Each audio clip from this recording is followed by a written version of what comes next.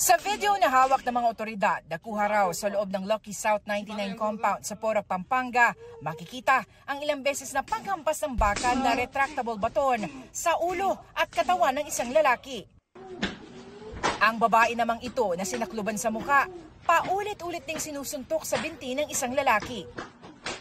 Kaninang madaling araw, isang lalaking may bitbit na bed frame naman ang sinita ng PNP Special Action Force.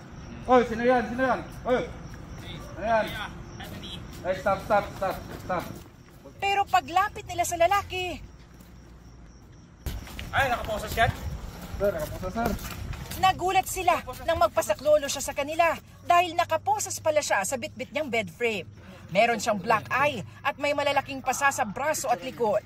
Tadtad din siya ng sugat at bakas pa sa kanyang damit ang natuyong dugo. Ayon sa CIDG, kidnap at torture victim ang lalaki na isang Chinese national. Nagpupumiglas po siya according dito para po makatakas siya. Kahapon, isa pang babaeng Chinese na kidnap victim rin at 7 Pinay na biktima naman ng illegal detention ng nasagip ng mga otoridad. Sa kasamaang palad, kami po ay nakatanggap ng mga reports na yung lalaki na pinagbubugbog doon sa videos namatay na po.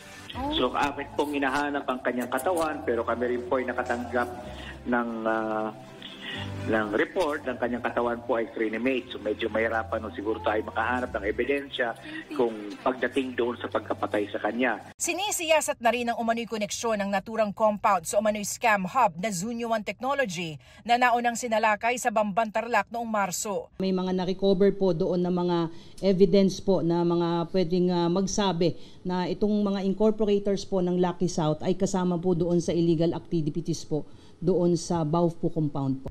Dahil din dito, dininay ng PAGCOR ang aplikasyon para sa gaming license ng Lucky South 99.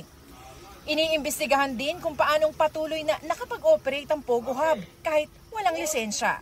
At para bigyang daan ang investigasyon, administratively relieved na sa kanyang pwesto ang hepe ng Porac Police. Pati ang mismong LGU ng Porac kasama na rin sa tinitignan. Pag may nangyaring torture at nakatakas yung biktima, dapat alam nila kaagad yun. O, bakit tumakas yan? Ano ba meron sa loob? Diba?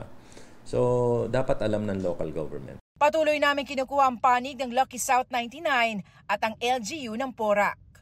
Para sa GMA Integrated News, Salima Refran, ang inyong saksi. Mga kapuso, sama-sama tayong maging saksi. Mag-subscribe sa GMA Integrated News sa YouTube at para sa mga kapuso abroad, samahan niyo kami sa GMA Pinoy TV at sa www.gmanews.tv.